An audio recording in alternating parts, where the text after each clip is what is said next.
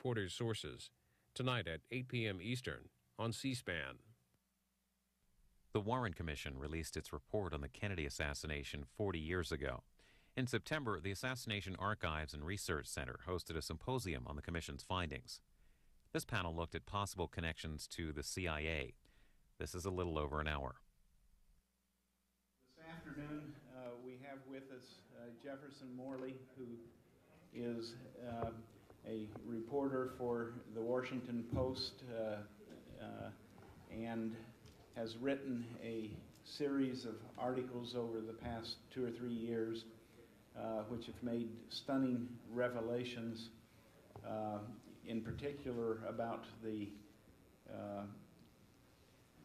CIA's obstruction of the probe by the House Select Committee on Assassinations. John Newman, as most of you know, he is a former major in Army intelligence. He's now a professor at the University of Maryland. He's a longtime researcher, has been doing seminal work on the case for many years. The two of them are combining as sort of a tag team this afternoon to give you presentations on what the Warren Commission missed, unwitting participants, and unindicted co-conspirators.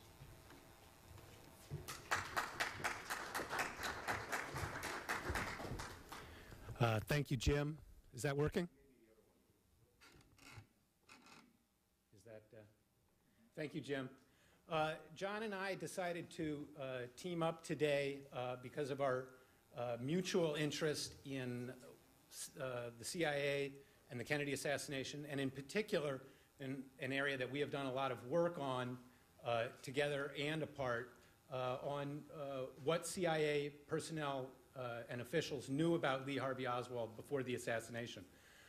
So we're going to run through that today. Just by way of introduction, or setting the scene for what we're talking about, I think that this conference is helpful, useful, and important because it brings together on the 40th anniversary of the Warren Commission a snapshot of the continuing decomposition of the credibility of the Warren Commission report. We've long known that the substantial, solid majority of the people, of the American people, are skeptical of and reject the Warren Report's conclusions. Thanks to David Talbot, we have a more complete picture now of how the political elite privately shared many of those suspicions. Lyndon Johnson, Bobby Kennedy, Fidel Castro, Richard Nixon, J. Edgar Hoover. And for the purposes of our conversation today, the one point I would like to note is that many of these people, despite their very different ideological perspectives and mindsets, came together to arrive at a general conclusion that the assassination had somehow originated in the world of Cuban American politics.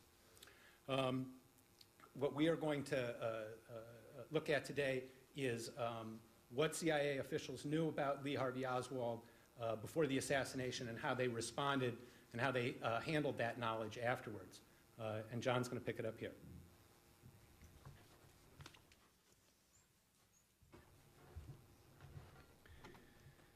The fine work of the Assassination Records Review Board has given us nearly 6 million pages of new documents. A lot of the material is new, and it includes significant evidence from CIA records, evidence withheld from the Warren Commission. While the evidence in these records is insufficient to determine who the ultimate perpetrators of the crime were, it is sufficient to establish that Oswald's Cuban escapades were part of the plot. The documents make it clear that many CIA officers became enmeshed in these escapades, both in New Orleans and Mexico City, and at headquarters after the president's murder, covering it up. We know of at least a dozen such officers at the CIA. Due to time constraints, Jeff and I will identify several of them, but only talk about 3 in more detail. We believe 2 of these CIA officers were unwitting participants, and the third was an unindicted co-conspirator in the conspiracy to kill JFK. It was their job to know about Oswald and to take action concerning him with respect to the incoming reports on his Cuban capers before Kennedy was killed. While unwitting in the plot, their collective responses played a significant role in the intelligence failure that culminated in the president's murder. In a nutshell, a CI officer that Jeff will discuss shortly manipulated Oswald in a manner to establish the story that Oswald was an agent of Castro, while still others at CI headquarters that I will discuss took actions that suppressed that story from the Mexico City station. They did this at the very moment Oswald went to Mexico City to put his Cuban story in play, in a failed attempt to obtain a visa to go there, to Cuba. You may draw me out further on this in the Q&A, but I'm going to move along. What the station learned about Oswald's Cuban contacts in Mexico City, they reported to headquarters. Those reports and the taped phone conversations of a conspirator who impersonated Oswald to further link him to Castro and the Kremlin were destroyed and covered up by CIA headquarters after the president's murder. While these reports and tapes were thus destroyed, the story itself was not. President Johnson used it to force Earl Warren and others to take part in a national security cover-up. I will deal with that part shortly. But first, let's take a closer look at some of the CI officers who handled the Oswald Cuban Student Director DRE story before the assassination.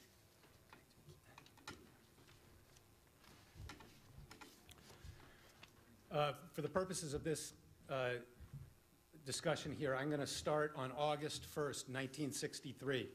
On that day, a man named George Joannides was promoted to become the chief of the psychological warfare staff in the JM Wave station of the CIA in Miami. George Joannides at that time was 40 years old. He was a 10-year veteran of the clandestine service. He reported directly to Deputy Director Richard Helms.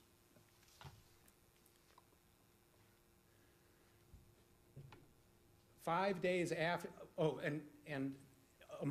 chief among his duties in Miami was handling of the CIA contacts with one of the most prominent and effective anti-Castro exile organizations, the Directorio Revolucionario Estudiantil, Student Revolutionary Directorate, also known in the American press as the Cuban Student Directorate, and sometimes by its initials DRE. In CIA files that Joannides generated on the group was known by the code name AMSPEL. This is Joannides' fitness report. You can see that it was written on July 31st, 1963, the day before he took over. And you can see in the bottom line, he's the case officer for a student project involving, and these are important terms, political action, propaganda, and intelligence gathering. Those are important because 5 days later, Lee Harvey Oswald wanders into the New Orleans chapter of the DRE and announces that he wants to help them in their fight against Castro. This is Oswald, the alleged leftist. The DRE rebuffs his advance and begins to engage in intelligence collection on Oswald. They send people out to find out who he is. Political action. They accost him handing out leaflets on the corner.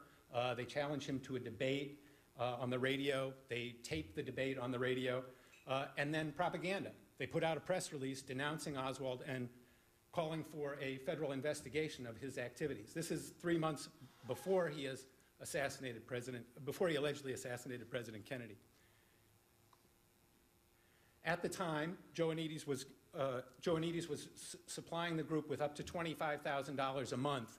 That's probably about $150,000 a month in today's money. And the DRE, his assets, the AMSPEL assets, proceed to do the intelligence collection, keep tabs on Oswald, and make a big deal of his pro-Castro connections. These incidents draw the attention, the street fight between the DRE members and Oswald draws the attention of the FBI, and the incident is taken seriously by federal authorities. We don't know Joannides' response to that. The records of his activities in August 1963 are missing from the CIA files. But we do know that the report on Oswald and the DRE was forwarded to Washington. And now John will pick up the story here.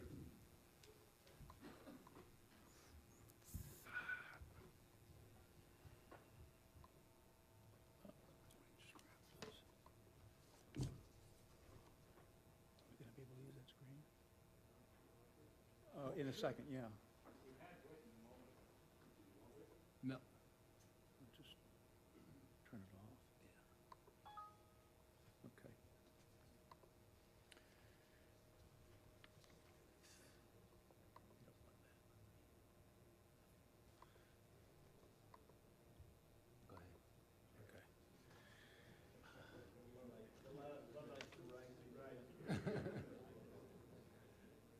just turn that off?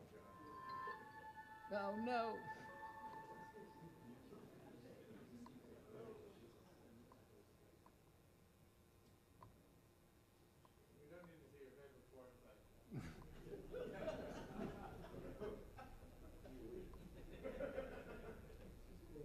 There we go. All right. That FBI report on Oswald and the DRE, as well as another one earlier on his FPCC activities in Dallas before he went to New Orleans, were sent to CIA headquarters in Washington. And the one on Oswald and the DRE landed on the desk of Jane Roman on October the 4th. Jane was a liaison officer working in James Angleton's counterintelligence staff. The Oswald DRE story then went to two officers working at the counterintelligence section of the agency's Cuban affairs staff, the SAS. Might as well put that up now, Rex. And it stayed there for 3 important days, the 8th, 9th, and 10th of October. During those 3 days, it was during those 3 days that CIA headquarters and its Mexico City station exchanged cables on Oswald and his escapades in Mexico.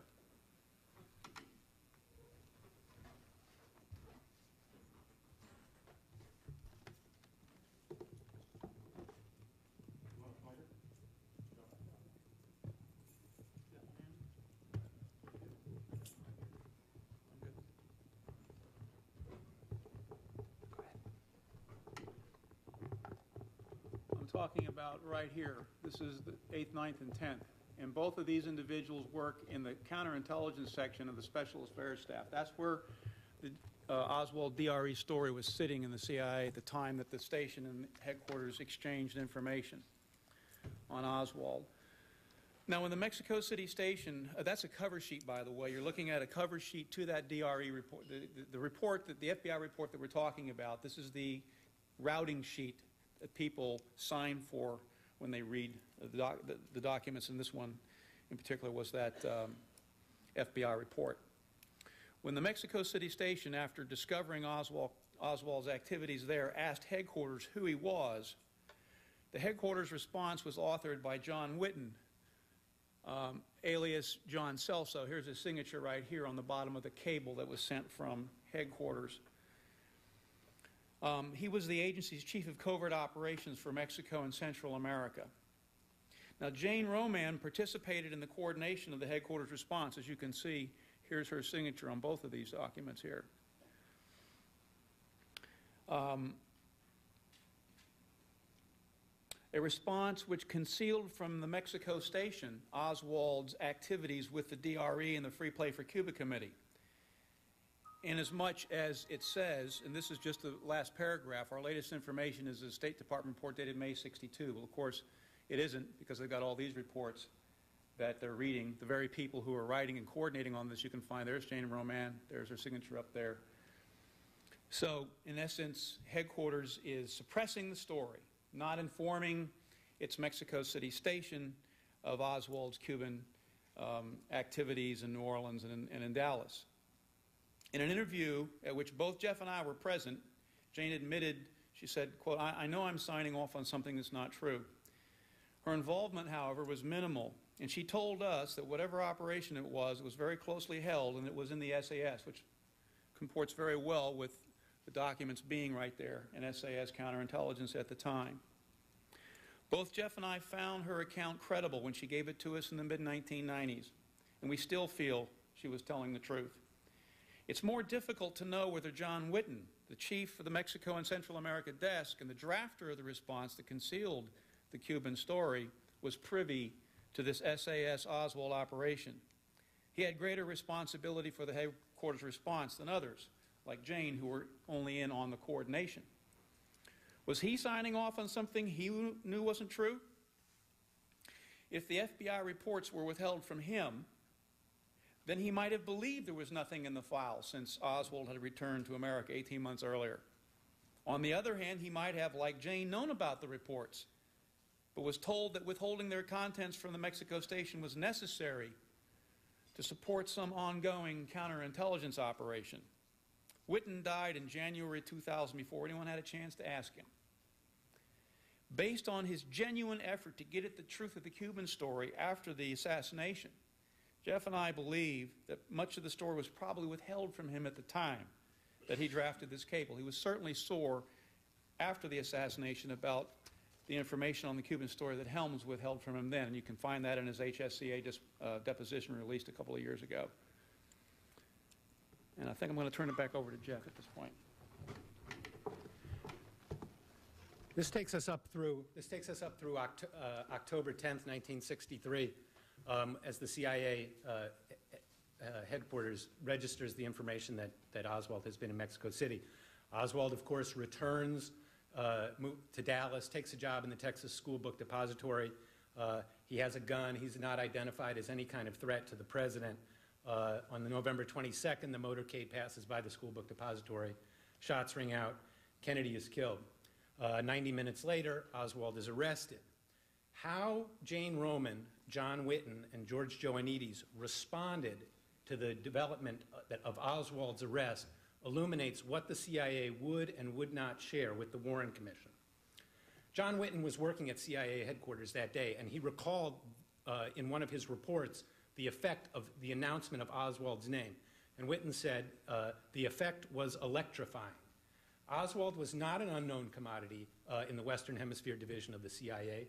His name meant something to people, and that's why they were electrified. The next day, Whitten immediately began to try and recover all information from CIA files that he could do. And the next day, in a meeting in Deputy Director Helms's office, Helms acquiesced to Whitten's wish to take over the review of all Oswald files. This was a plausible request. Whitten was an experienced counterintelligence investigator. He was one of the leaders in introducing the polygraph to the CIA. It was natural that he would take over such an important investigation. Jane Roman, too, in her description in her interview with me and John, described immediately going to work to see what could be found out about Oswald. In Miami, most tellingly, George Joannides laid low.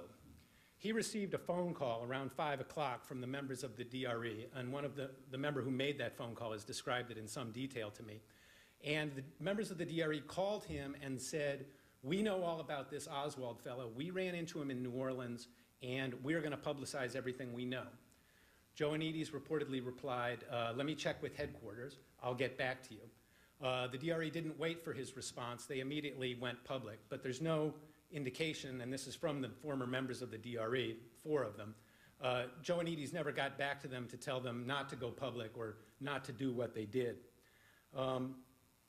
They immediately started calling reporters, and by 6 o'clock, the story of Oswald's activities on behalf of the Fair Play for Cuba Committee in New Orleans were being broadcast around the world. The next day, the story was featured prominently in the New York Times, Washington Post, Washington Star, Miami Herald, Miami News, and countless other stories. And so in this way, the AMSPEL program that Joannides was running came to shape the initial perception and media coverage of the Kennedy assassination. And in light of Joannides' responsibilities for psychological warfare, this is especially revealing. Joannides stayed in close touch with the group in the days after the assassination. He helped extricate one leading member from Cuba.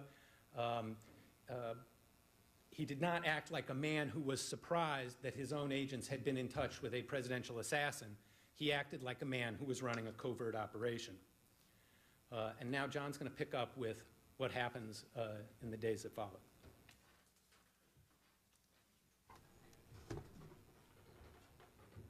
When President Kennedy was murdered, there was a huge problem, as insiders like Joannides, Whitten, and Roman, and others immediately recognized.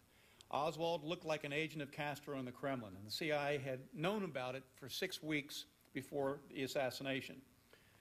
And again, I've talked about this and given presentations on this, so I'm not going to show you a lot of documents about that today. Furthermore, Oswald's activities with the Soviet and Cuban embassies in Mexico were in the CIA's records as a result of the fact that a conspirator had impersonated Oswald on the telephone in the Mexican capital. On Saturday morning, just 20 hours after the murder, LBJ and Hoover talked about this very sensitive problem. But within 48 hours, the tapes of that impersonation were made to disappear. At that time or soon after, the cables from the Mexico City CIA station were altered to delete all references to Oswald's Cuban contacts there. In this way, the story of Oswald as Castro Kremlin agent, a story that the CIA itself had helped to create, was eviscerated from the CIA's pre-assassination records. Again, we can discuss this further in the Q&A, but you might also want to contact Ben Wecht, who was the organizer of that great conference last year, and you can get all the documents that I put together for the presentation there that lay out the evidence for the covering up of, actually the alteration of those cables and for the suppression of the tape story. But the story itself, that Castro and or the Kremlin might have been behind the president's assassin, was now used to force a national security cover-up. And we'll put the next one on there, Rex. Hoover and Deputy Attorney General Katzenbach worked out the details on Sunday afternoon, and on Monday morning, Katzenbach completed the story in coordination with LBJ's top aide, Bill Moyers. This is the famous Katzenbach memo, and essentially it boils down to this. It has to show that Oswald did it. No conspirators were at large. It was not a communist conspiracy, and furthermore, it was not a right-wing conspiracy dressed up to look like a communist one. Those were the ground rules, and the Warren Commission never wavered from these ground rules, these parameters. President Johnson then used the secret story of Oswald and his Castro-Kremlin ties as leverage to form the executive commission to head off any congressional investigation of the president's murder. Let's go to the next one. You may have seen some of these at other parts of this conference. For my purposes, I'll just remind you that this is the leverage being applied to Senator Russell, who did not want the job, was forced into the job, with the argument that 40 million Americans were going to die because of who Oswald was. And let's go to the next one, Rex. Yep. Oh, it's not the one you played? Yeah, you listened to this during Rex's. Oh, okay. Well, my purpose is only in establishing that he's using this World War III threat to pressure people into taking the job, and including the Chief Justice himself, Earl Warren, who refused the job, was asked twice by Bobby Kennedy, ordered down to the White House, refuses Johnson, and then, as he says, I just pulled out that little story on Mexico City that Hoover told me, and he had him in tears. He had him crying. Now, unless you, these are, of course, the LBJ tapes, but if you don't believe LBJ, let's take a look at the next one. Earl Warren himself confirmed this story on WETA public television right here in Washington years later, where he told the same story, except for he left out the part about crying. But essentially that Johnson said there was a threat of nuclear war, and given that, he said, I'll have to take the job.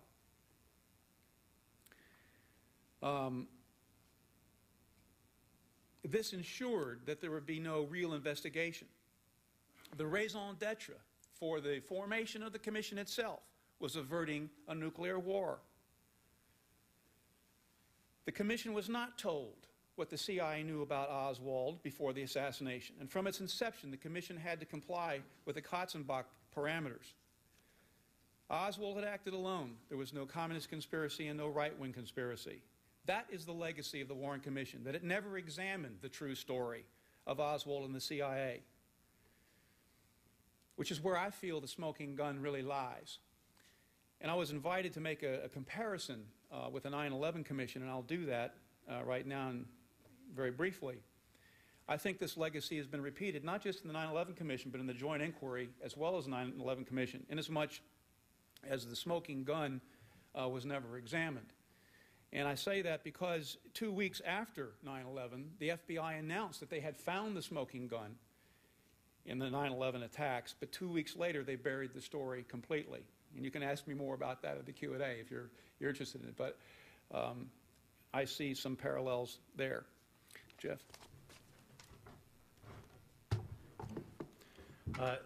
Since 1963, we've learned a lot about what the Warren Commission didn't know, and particularly with the work of the Review Board in the last, since 1994, we've come to a much clearer picture of CIA pre-assassination knowledge of Oswald.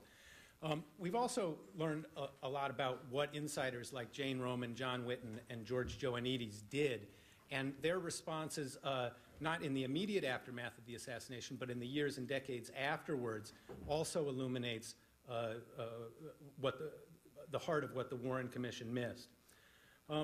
Jane Roman was a very loyal CIA employee. Her husband was a career officer who was very close to Allen Dulles. She never spoke about these matters to anybody until John and I interviewed her. And when we interviewed her, we found her to be quite candid.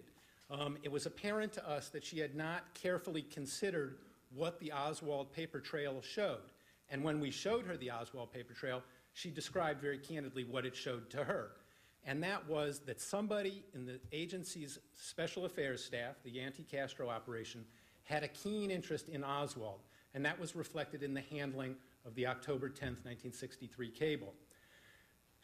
She said it was these people who had, and she did not know who they were, and I believe that she did not know who they were, had arranged for the dissemination of the inaccurate information to Mexico City about Oswald.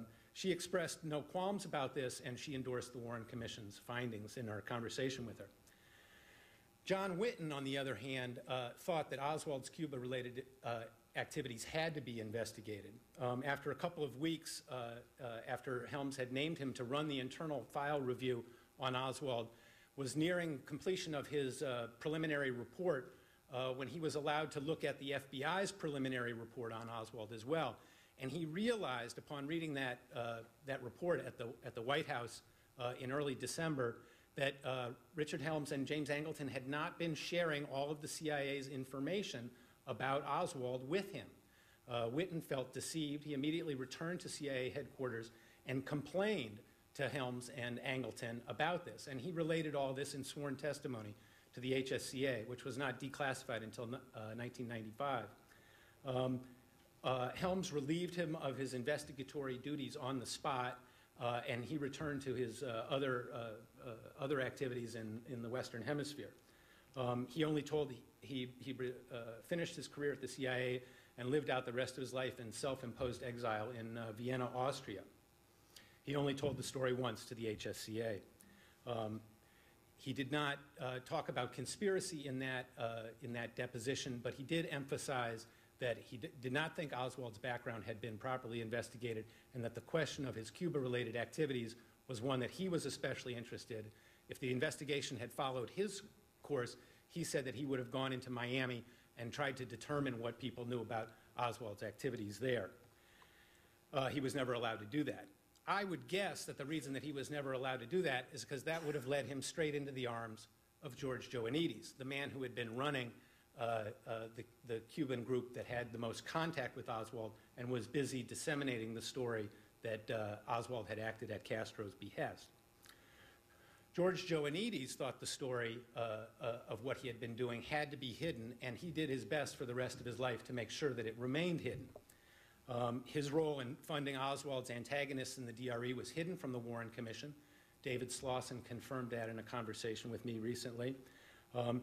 The DRE's conspiracy mongering, the public linking of Oswald to Castro was not a subject that Joannides submitted any reports on.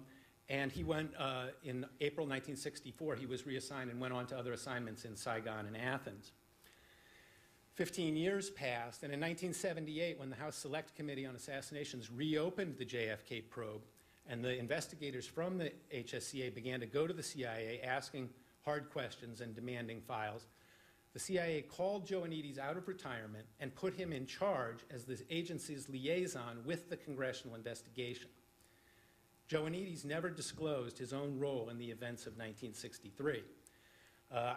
When I figured out and obtained the documents and the interviews that described and documented what Joannides had been doing and presented them to Bob Blakey, he was quite astounded. He remembered Joannides well, and so did other investigators on the HSCA. And he said that he had his previous endorsement of CIA cooperation, which he had signed as part of the HSCA report saying that the congressional investigators had received with the cooperation of the CIA. He said he would now retract that, that this was a violation of trust, that it was his understanding that nobody dealing with the with the investigators would have been operational in 1963. Blakey went so far as to describe Joannides' actions as obstruction of Congress and a felony. And Blakey tells me that he feels that the revelation of Joannides' roles in 1963 and 1978 makes him more inclined to see the CIA's hand in a conspiracy and less inclined to see the mafia.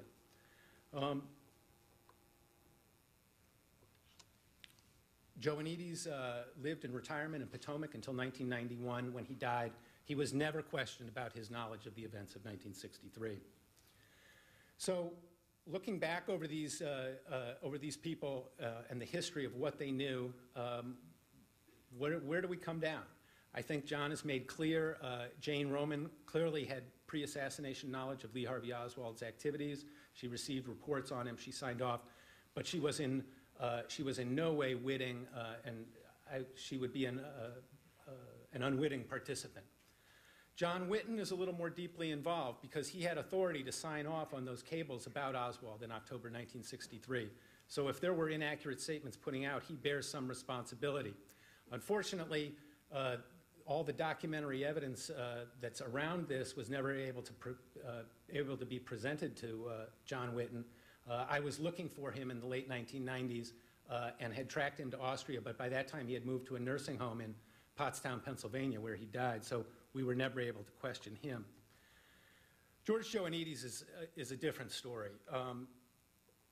He never reported his contact between his agents and an accused presidential assassin, and every CIA officer who I've talked to regards that as either highly improper or highly implausible. Every CIA officer I talked to said that Joannides was under a firm legal, professional obligation to report the contacts between the DRE and Oswald as their case officer. Several CIA officers said that due to the sensitivity of the material, he might have done so orally and not on paper. I do believe that may be true. But if so, we have no record, and there's no record anywhere of what Joannides reported. The fact that he returns to the JFK story 15 years later and is in a position to thwart congressional investigators asking about these matters, I think has to be taken as an indication of bad faith. He was more than an unwitting participant. I don't think that there is no evidence that he had advanced knowledge of a plot, so he certainly could not be called or suggested in any way that he was a co-conspirator. But he does seem to have been an accessory after the fact to hide what the CIA knew about Oswald before the assassination. In legal terms, I think I would describe him as an unindicted co-conspirator. And with that, we'll close and take questions.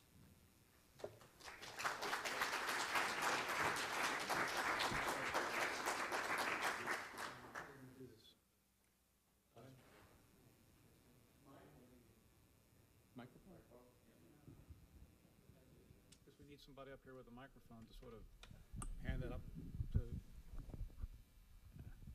Thank you. I have been going over a lot of the same ground recently, and I want to concur and expand on some of what you said. First, with a general point, Whitten was a stand-up guy. He was one of the few CIA witnesses before any of the bodies who really wanted to provide some real information. One of the things I felt I learned from his testimony, which is very connected to what you're saying, is that inside the CIA, nobody knows anything about what anybody else is doing. It's set up that way. That's the way it's supposed to run.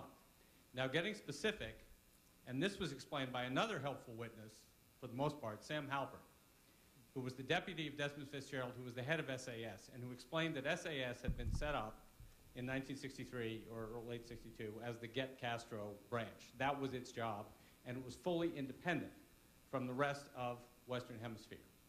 And actually, Jeff, the one thing I would question what you said, although you may know more than I do, is Joannides reporting directly to Helms. I would have thought he would have reported directly to Fitzgerald, but that's only supposition on my part. Now, thus, it makes perfect sense that if SAS knew something about Oswald, which other people didn't, which I think they did, they would have wanted that FBI report in their custody, and it makes perfect sense that they would have allowed this cable traffic that originated in Mexico City and went back to be handled by somebody else in WH4 when they knew the truth. Now, the other point I want to make has to do with the Warren Commission. Scelso, as you point out, was originally appointed head of the investigation and head liaison to the Warren Commission to respond to inquiries. What? Mm-hmm. No, Scelso. Scelso is Whitten. Is Whitten, okay. That was wrong in the sense that if you really wanted the liaison to be the person who would know the relevant information about attempts to kill Castro, etc., it would have been somebody from SAS. It would have been Fitzgerald or a deputy of his. So they've already pushed it one level away from the people who know anything. But what I found fascinating was even that wasn't good enough, and it had to be moved yet further away to Angleton, who had absolutely nothing to do with it. So I really applaud what you're doing, but I think this is a very important thing to understand about the CIA, and it's totally different from the FBI, where information is constantly freely shared. The CIA is set up to do the opposite. And lastly, yes, most important point of all, Halpern was being questioned about the Amlash case, and somebody from the Church Committee had seen the Amlash file. And there was a note on the Amlash file that this file wasn't supposed to go out of the branch, that is, out of SAS, without the permission of the case officer.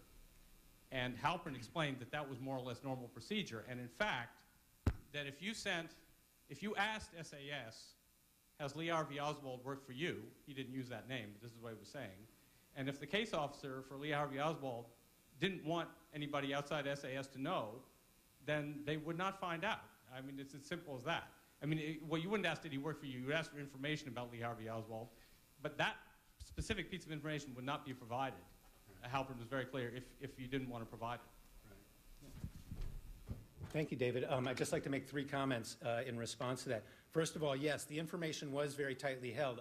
I think the importance of Jane Roman's testimony to John and I was that the information was being held in SAS, and it was the intentionality that she was talking about, that somebody was taking action with regard to Oswald's file, fully knowing that he was an object of their interest. We don't know who those people were, but I believe, Jane, that they were in Special Affairs staff. Who George Joannides reported to is a very good question.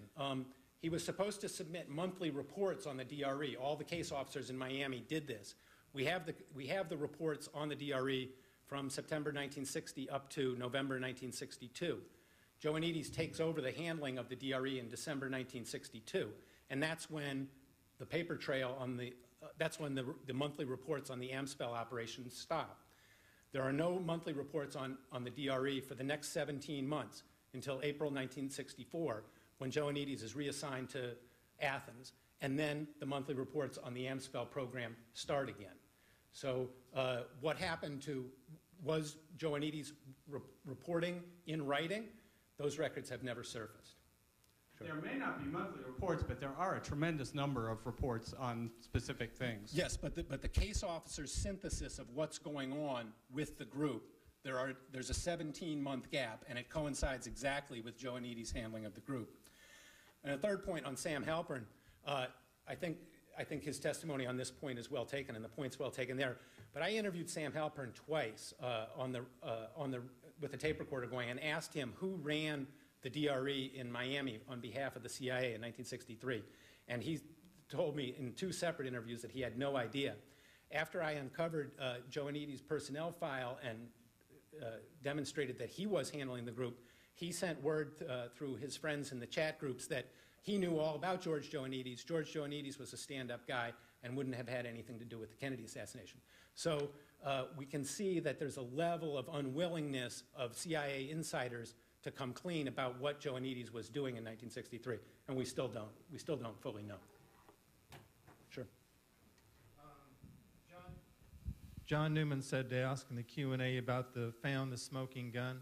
The 9/11 smoking gun? Yeah, okay. No, not the 9/11 smoking.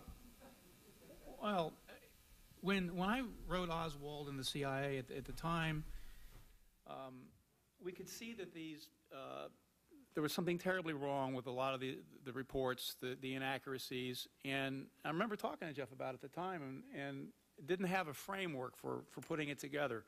So we just called it Smoke 1, Smoke 2, Smoke 3, Smoke 4 in the chapter of the smoking file. But years later, as I had time to reflect on it and went back to the archives and looked at more of the records, less redacted, it occurred to me what we were looking at were two parts of the problem. It was one part to create the story. The other part was to suppress it until 11/22, because if you didn't suppress it, Oswald isn't going to be in the window up there with a gun. He's a very threatening profile, if you think about it. Two-time defecting commie pinko, ex-Marine who threatened to give classified information to the Russians in front of the U.S. consul in the Soviet Union. And then he's down there in Mexico City meeting with a KGB assassin, Valery Kostakov, and all this sort of stuff. So if the story is told, if the DRE story is revealed to the station, it escalates his profile, which was already bad enough. But there are a number of other things that are pointed out in the book at the time. The turning off of the alert status on Oswald and the FBI the very day the Mexico City hit.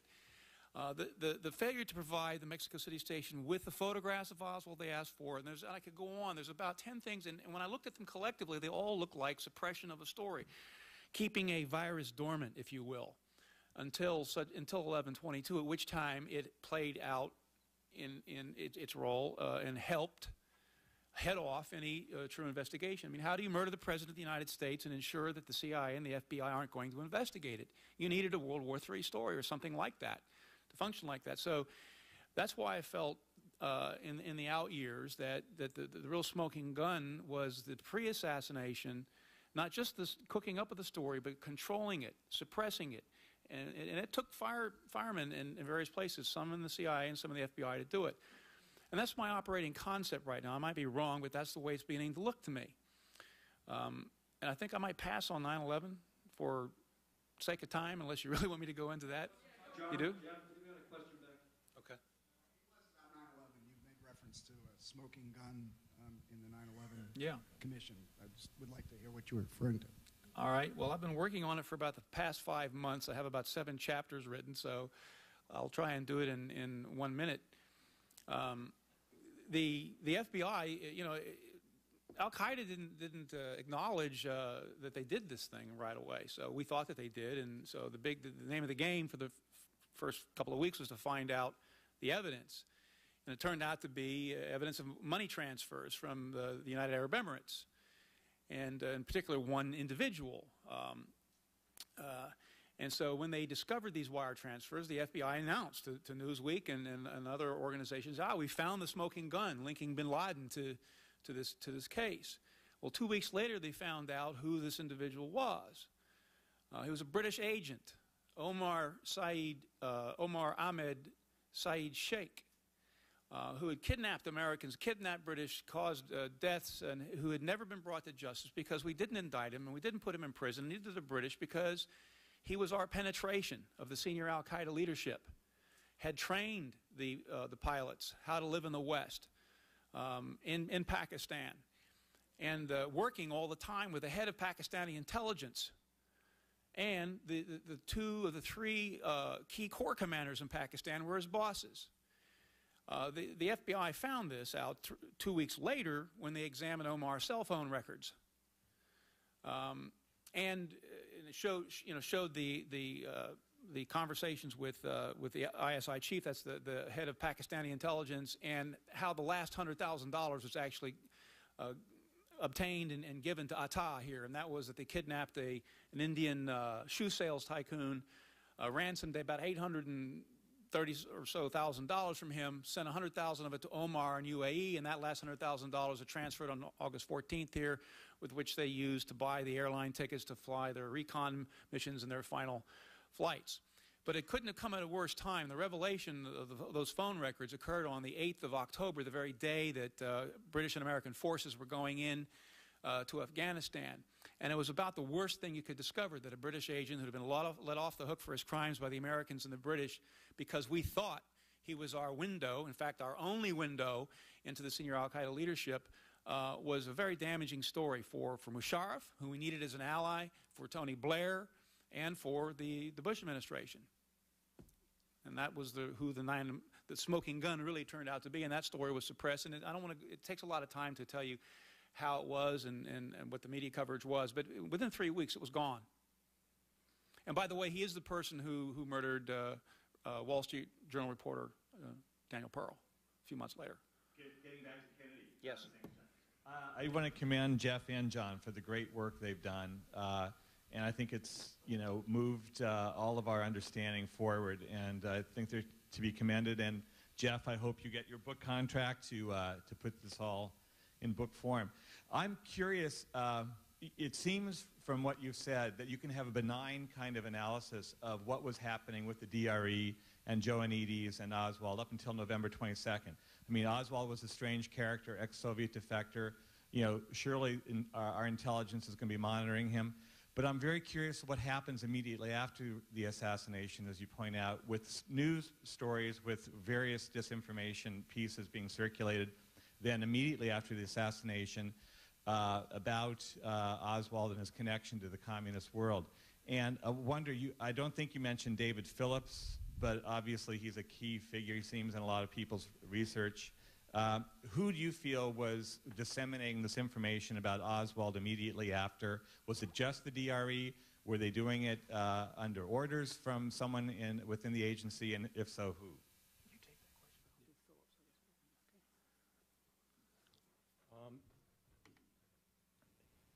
It's a good question, and it's a little bit unclear. The members of the DRE didn't need any prodding to jump on the story of Lee Harvey Oswald, and I think that was probably by design. There are possible benign interpretations of what was going on in August 1963 that would render Joanides either incompetent, that he simply missed Oswald, missed his significance, failed to report on him, and that he subsequently after that had to hide that. Mitigating against that is the fact that in April 1964, George Joanides, on his job evaluation in every category, received a 99 or higher rating, the highest possible rating he could have received. So he had the total confidence of his superiors, whatever he knew. He did not fail to do anything that his superiors wanted to do in 1963. That's the first point. A second point, Oswald's biography became known very quickly. The importance of the Amspell operation is that they deliver factual confirmation of a Cuban connection, not merely of Oswald's general leftist inclination or his time in the Soviet Union, but his recent activities in the recent past on behalf of a pro-Castro organization, the Fair Play for Cuba Committee. So their impact is very strong on the first day's coverage of the assassination. Other people are also doing that. I should say, too, that the DRE's campaign to link Oswald and Castro was not limited to just these phone calls to reporters on the night of November 22nd. One member of the DRE called Claire Booth Luce, the wife of Henry Luce, the editor of Time Life magazine, probably the most influential figure in American journalism. Claire Booth Luce told the story of receiving a call from a DRE member late on the night of the 22nd and telling her that the DRE had hard evidence that Oswald had been working for a Cuban assassination team in Mexico City. Well, whatever we make of that story, the remarkable thing about it is that the caller from the DRE knew that Oswald had been in Mexico City. At that point, the night of November 22nd, there were a handful of CIA people, and J. Edgar Hoover were the only, and people in the CIA station in Mexico were the only people who knew it. How did a 27-year-old engineer, head of the DRE, how did he know that Oswald had been in Mexico City? We don't know. I think the figure of David Phillips is important in understanding the larger context, and John's going to talk a little bit about him. Yeah, I actually wrote something in Probe many years ago about this, not very much. So if any of you have that, or the person who asked the question, you might want to go back and look at that. So right off the top of my head, it's very interesting. At the time that Lee Harvey Oswald was in Mexico City, somebody was promoted to head of covert operations for Cuba at that time, and that was David Atlee Phillips. In fact, it wasn't just it was a promotion, not just for the job he was doing, but GS-15. He forever. If you look at his personnel record, he hadn't been promoted forever, for over 10 years, I think. I'm just doing this from memory now. But sure enough, when Oswald went to Mexico City, David Atlee Phillips is promoted to a GS-15, which is kind of, that's the benchmark to get. And if you're a government service person here, you know what I'm talking about. GS-15 is sort of, bottom rung of the club. And even more intriguing than that is that during that 3-day period I was talking about before, when the DRE Oswald story crashes into CIA headquarters, on those 3 days, 8, 9, 10 October, and this cable exchange is going on between headquarters and the station, he takes this TDY to Miami, and I think probably to headquarters too, although I don't have any evidence for it, but there is evidence in the files that shows the flight arrangements on Eastern Airlines, I believe, to Miami and back and going to JM Wave. So he's coordinating something with JM Wave at the very time these cables are exchanged. And I'd make one other point. His testimony to the HSCA is one of the reasons that we know that those cables from the station were altered. There are others who also remember having put in the cables. In fact, practically everybody who was in the Mexico City station said so to the HSCA or to the review board under oath that they did report Oswald's contacts with the Cuban consulate and so on. But Phillips told an even better story to the Washington Post. And this is the missing, in my book, if you're familiar with it, the missing transcript of Monday, where he talks about receiving money in exchange for information. Phillips was deeply involved in Cuban operations, and he ended up taking it over at the very time that Oswald brings his FPCC credentials and the Cuban story into the Mexican capital, and they send all these reports back and forth to headquarters about it. So he's in the middle of it, but and of course this is completely separate from what Gaten Fonzie did and all the rest of it. But when I got in to put the electron microscope on Mexico City, I found him. There he was, right in the middle of the story. One addendum to that is David Atlee Phillips was stationed in Havana in 1960 when the Revolutionary Student Directorate was first formed by anti-Castro students on the University of Havana campus. Phillips recruited the members of the organization, and when they faced suppression from the Castro forces on campus, helped them to migrate to Miami and establish the operation there. So David Atlee Phillips was in on the creation of the Revolutionary Student Directorate. He was its case officer at the very beginning. He praises the group quite highly in his biography, as does Howard Hunt. So the use of the DRE as an instrument of U.S. policy in the early 1960s, I think, is very clearly established. And so to David's question about who's guiding this thing, we don't know exactly, but I think that the fact that David Phillips is the godfather of the DRE within the CIA speaks very strongly to his knowledge and intentions around the group. Yeah, Brett. You're going over George, how do you pronounce his last name again? Joanides. Joanides, okay. I studied a little bit about the Cuban Student Directorate, and one of the things that I found out was that they seemed to show up in different places where there was a conflict between them and some pro-Castro elements. And I'm not talking about Oswald in New Orleans, but particularly Tampa, Florida, which I did a thesis on. And in November and December of 1961, there were some demonstrations in Tampa, which had a large pro-Castro community, and which there were demonstrations, and at the demonstrations there were anti-Castro Cubans, particularly the Cuban Revolutionary Council and the DRE attended some of these demonstrations. Around the same time, Guy Bannister was working out of the same office in New Orleans with the Cuban Revolutionary Council, the same small building, and they were well aware of each other's presence. The thing is, what I'm trying to find out from you is now, and you mentioned Joanides became head of the, or rather directed the operation of the DRE in, what was it, December 62? I think Yes. you gave me the date? Yes. Okay, because the DRE was getting in conflicts, like the CRC was, with the pro-Castro Cubans in Tampa, and I was wondering if you have any evidence that this was a specific purpose of the DRE to basically get involved in little scuffles with pro-Castro elements in the United States. Absolutely it was, and you saw on Joanides' job evaluation, he was supporting the group for political action, intelligence collection, and propaganda. And so these confrontations with pro-Castro groups were part of why the agency was funding them. And this continued throughout. In September 1963, just a couple weeks after the DRE's encounters with Oswald, Joanides gives 4 leaders of the DRE $660 to travel to New York City to take on a group of pro-Castro students who had just returned from Cuba, spending the summer there, and were going to speak out in defense of what Castro was doing. The DRE leaders went there, provoked a brawl in town hall that turned into a mini riot in the streets of Times Square, and this was clearly what Joanides intended, because he gave them the money to go do it.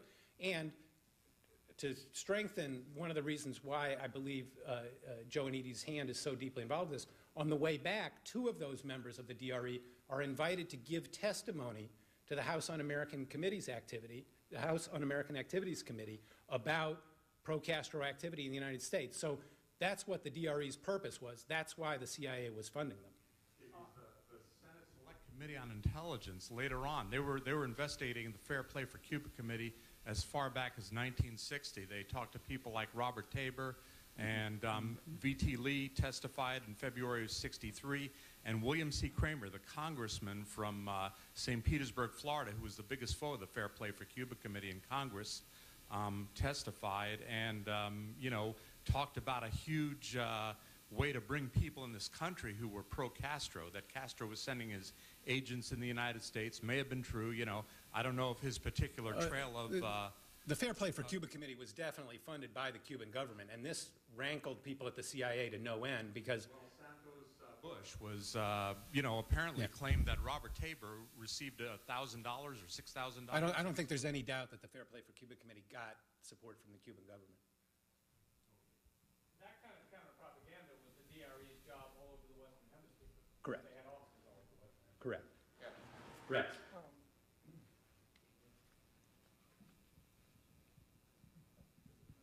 I just wanted to elaborate for a second on the issue of the falsification of the record on Mexico City and ask for comment. John. I know in Ray Rocca's deposition to the HSCA, which became public recently, he asked at one point, well, where are all the earlier cables? So even people in Washington, not just from Mexico City, recognize the discrepancy in the story. And also, John had mentioned David Phillips' story in the Washington Post in '76 about this missing tape. You know, if you read the 2 transcripts of the purported Oswald tapes, they're fairly innocuous. There's a couple of disturbing things in them, like where Oswald is supposed to have said, well, the Cubans have my address, and also the name Kostakov, or a version of it, shows up. But also, at the day after Phillips relayed the story about this missing conversation with somewhat more sinister connotations to the House, they flew down to Guadalajara, Mexico, and interviewed the 2 Tarasov translators and got them both to provide the same story in much more detail.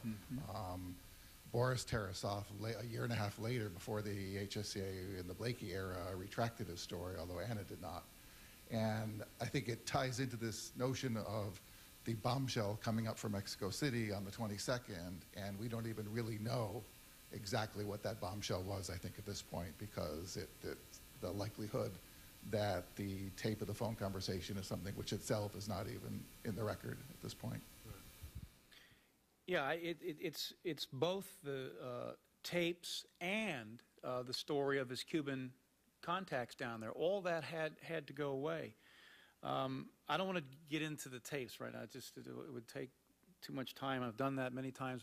90% of you have heard that before, and those of you who haven't, please contact Ben Wecht and you can get the whole interview. But I will say, I think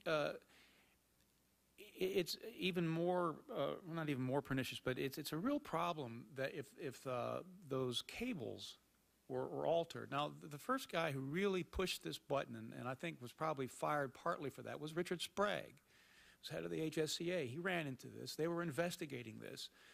And, of course, when they talked to the people from the Mexico station, they found out the same thing the review board did. All of them say that this missing conversation we're talking about, but all of his contacts with the Cuban consulate reported. Angleton's replacement at headquarters, Colares, wrote a memo in which he said that the cables in October contained information on Oswald's Cuban contacts.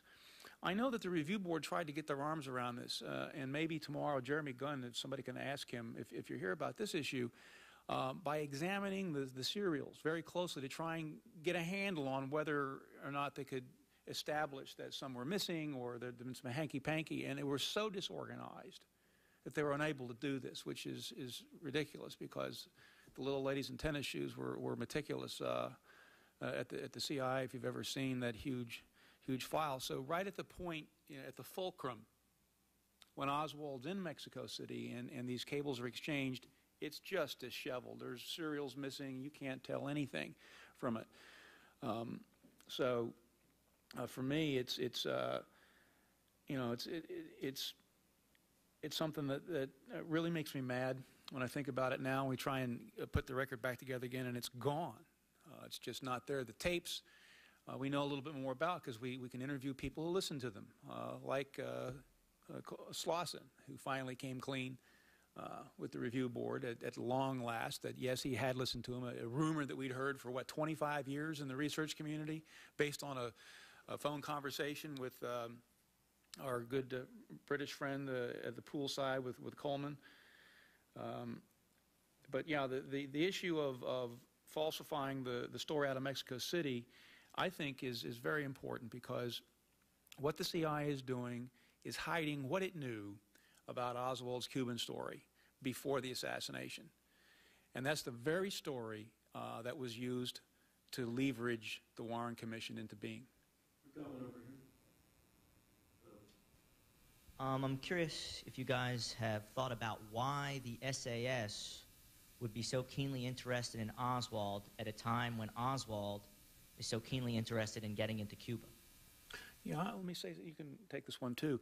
I'm not going to go expansive on my answer to that, but I want to bring up one specific thing that the Church Committee, I think it was volume 5 or 6, it's been a long time, so I don't remember which one, and it's still classified, but this, the report that I'm going to refer to, but the report is referred to in a footnote in volume 5 or 6 of the Church Committee, in which it said that the CIA informed the FBI at the time of Oswald's visit that they to Mexico City, that they were going to conduct an operation against the FPCC to embarrass it, and they were going to disseminate misleading information to embarrass the FPCC in other countries. And it's just in a footnote. And I've written on that. I've pointed that out in a couple of places. But the reason I bring that up in answering your question, why would they be interested in the DRE, or excuse me, why would the SAS be interested? Because they were interested in discrediting the FPCC, for one. So that would be actually a legitimate operation. And that's the way I conceive of all of this happening, of Witten signing off on stuff that he knows isn't true, that there are legitimate counterintelligence operations going on in the SAS within which a conspirator could depress the virus until 11/22. Okay, so the people that are doing this inside the SAS, I don't see them either as witting conspirators, although there might have been a fireman over there. I just don't know who. You might know better if you've been talking to Sam Halpern and those guys and opening up this echelon at the top of the SAS, including Fitzgerald. But I'll just leave it at that. Did you want to add anything to that question? Yeah. No, I thought, Jeff, it might be a good idea if you could inform people about your current efforts to get information, because it bears on a couple of things, including the new problems that have arisen since the JFK board went out of existence. Yeah, actually, I'd like to do that. Just one additional note on David Phillips. I do want to say, I believe that the interest in Oswald that is manifested by the DRE's contacts with him in August 1963 probably was related to the Fair Play for Cuba Committee. John, in his book, sketches a very interesting counterintelligence operations that CIA people did against Fair Play for Cuba activists earlier back in 60. Earlier in 1960, and David Phillips was deeply involved in those. So I don't think, I think that's the explanation for the nature of the interest. Last December, I filed a year ago, I filed a FOIA to the CIA requesting all records on George Joannides. They wrote back and said that they had disclosed everything to the JFK Review Board, which clearly wasn't true. So in December, I filed a lawsuit with Jim representing me and made another request for all Joannides-related material. The CIA came back and acknowledged finally that they do have George Joannides material. We then requested that they provide us with the easily accessible documents that didn't need to be referred to other agencies immediately and hold off on releasing the other material that had to be cleared with other agencies till later in the year. The CIA opposed that motion, and the judge recently supported their motion. So the way the lawsuit stands now is the CIA has promised to release George Joannides material in December of this year. Slight correction. They've promised in December to report on whether or not there's any information to be released. Okay. You have to understand how the CIA works. Okay. Special Affairs Staff. Okay, we're done. Any further questions? Okay, our next panel is not scheduled to meet for another 15 minutes, so we can either go ahead or let's take a break. We had a short break earlier.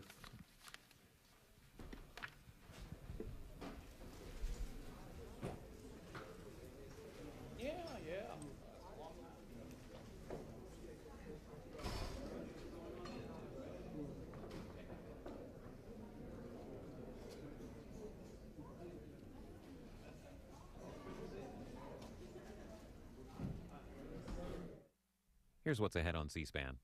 Next, a discussion on the Garrison investigations. Thanks to David Talbot, we have a more complete picture now of how the political elite privately shared many of those suspicions. Lyndon Johnson, Bobby Kennedy, Fidel Castro, Richard Nixon, J. Edgar Hoover.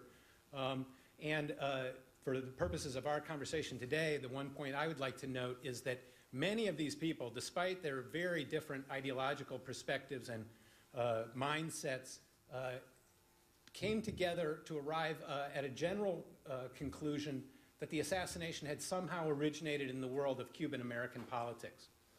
What we are going to look at today is what CIA officials knew about Lee Harvey Oswald before the assassination and how they responded and how they handled that knowledge afterwards. And John's going to pick it up here.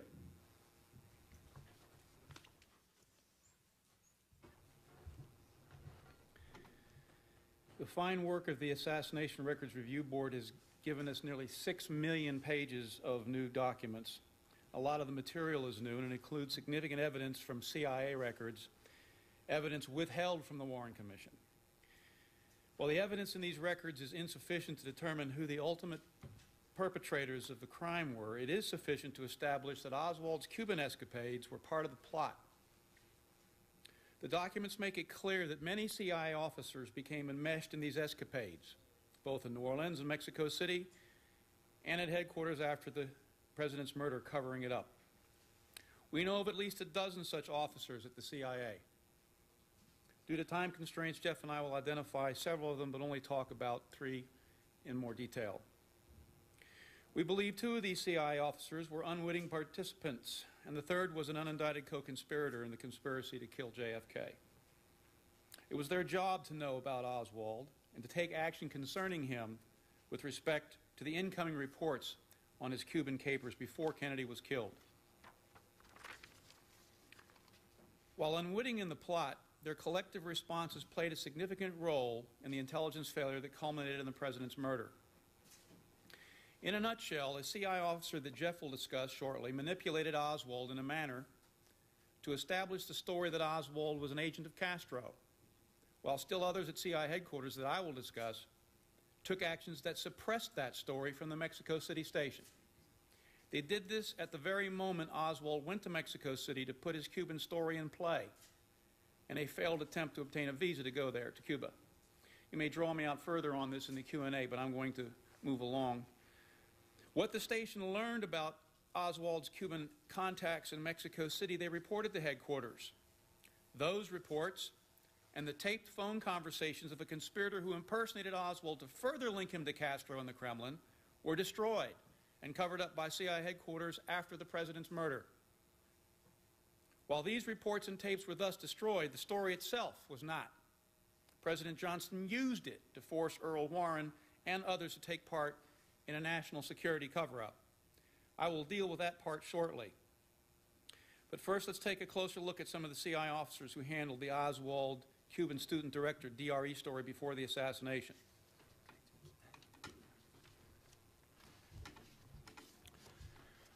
For the purposes of this discussion here, I'm going to start on August 1st, 1963.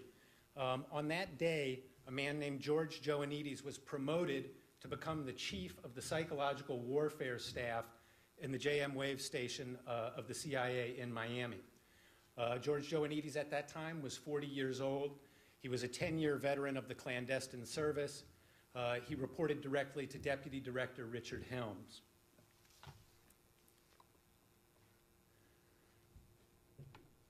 Five days after, chief among his duties in Miami was handling of the CIA contacts with one of the most prominent and effective anti-Castro exile organizations, the Directorio Revolucionario Estudiantil, Student Revolutionary Directorate, also known in the American press as the Cuban Student Directorate, and sometimes by its initials DRE. In CIA files that Joannides generated on the group was known by the code name AMSPEL. This is Joannides' fitness report. You can see that it was written on July 31st, 1963, the day before he took over. And you can see in the bottom line, he's the case officer for a student project involving, and these are important terms, political action, propaganda, and intelligence gathering.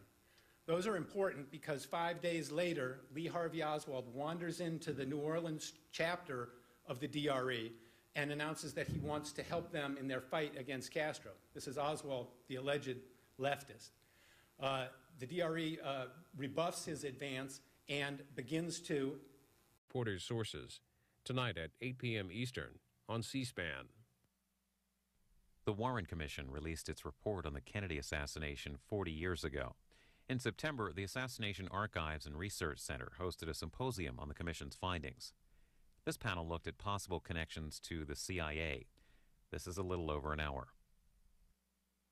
This afternoon, we have with us Jefferson Morley, who is a reporter for the Washington Post and has written a series of articles over the past 2 or 3 years which have made stunning revelations, in particular about the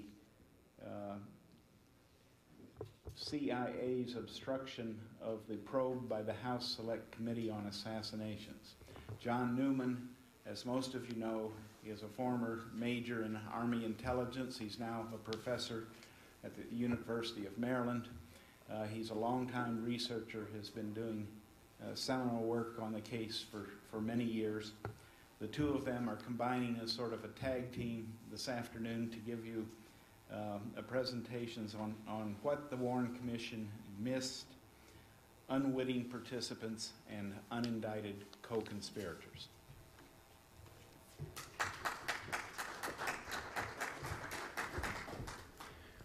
Thank you, Jim. Is that working?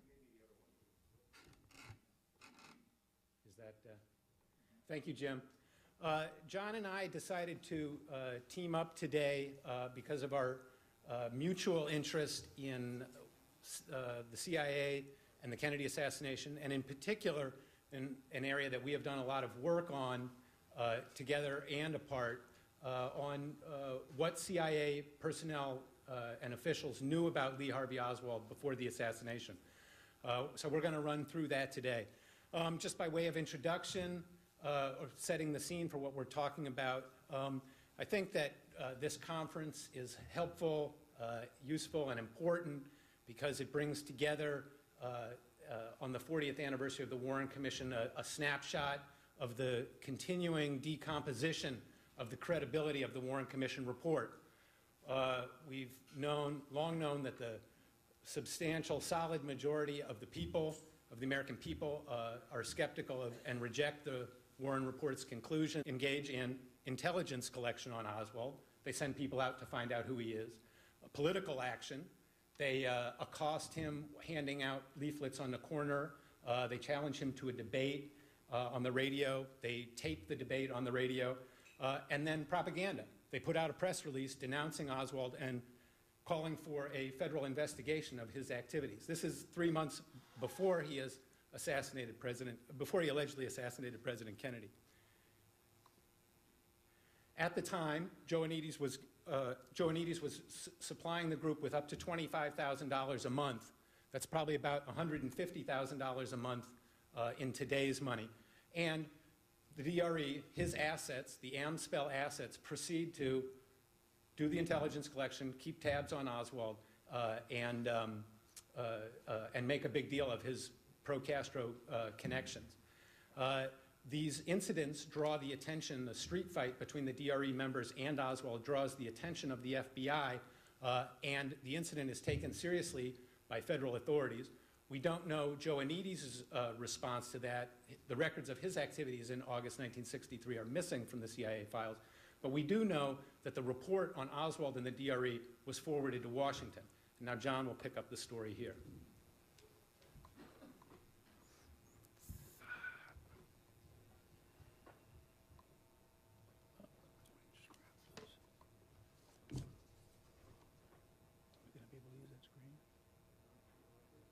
In a second, yeah. No. Just turn it off. Okay.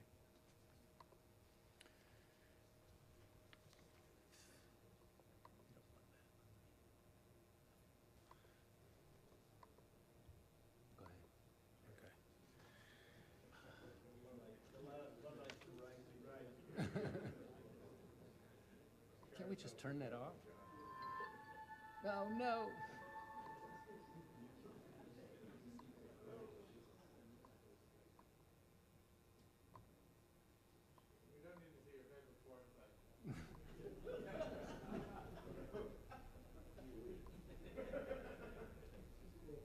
There we go.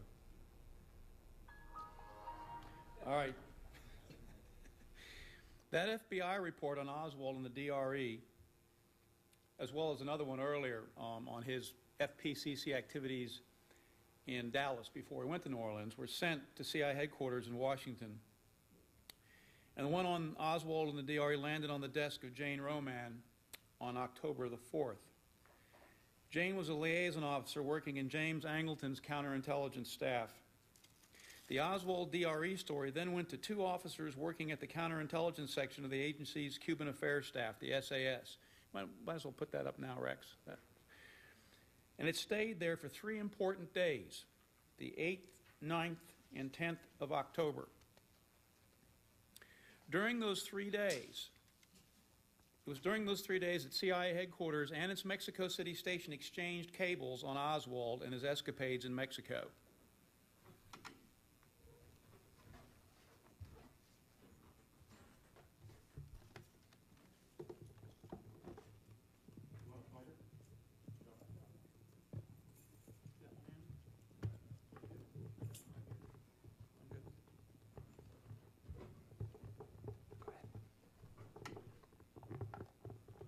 Talking about right here. This is the 8th, 9th, and 10th.